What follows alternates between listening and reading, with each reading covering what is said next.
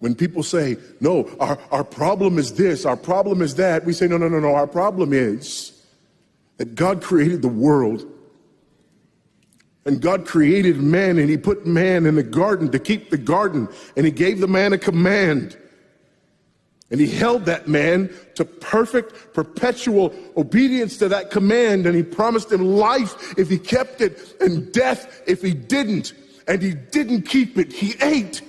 And because he ate, because of that one man, sin entered the world, and death through sin. And everyone born from that man through ordinary generation inherited that man's sin nature.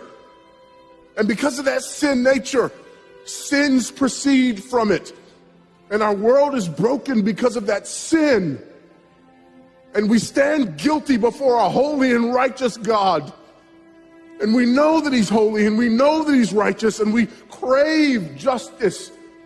But the problem is that if God gives us justice, we all die.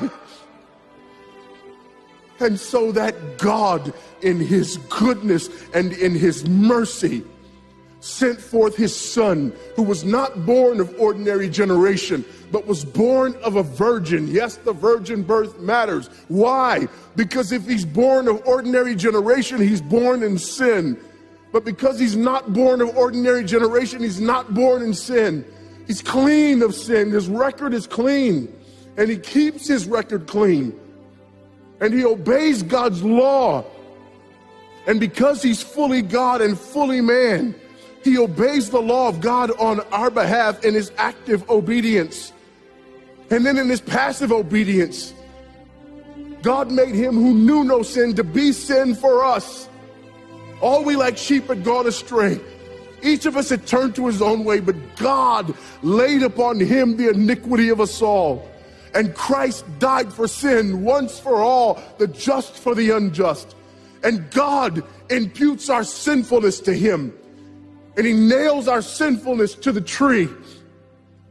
And Christ dies and raises again on the third day for our justification. And there's another imputation. The righteousness of Christ is actually imputed to us so that God can be both just and the justifier of the one who places faith in Jesus Christ. So that all those who come to Christ may enter in. So that all those who place faith in Christ might be saved, but not only saved, but sanctified. Because he's the firstborn of many brethren. We're justified and we're adopted into the family of God. And we're sanctified. And as his children, we begin to bear the family resemblance. And we're further sanctified throughout this life by the very same gospel that saves us. Until one day when it's all said and done, we're not just saved from the penalty of sin. We're not just saved from the power of sin, but one day we're glorified and saved from the very presence of sin. That's the gospel that we preach. That's the gospel that we need. And that's the gospel that's more than enough.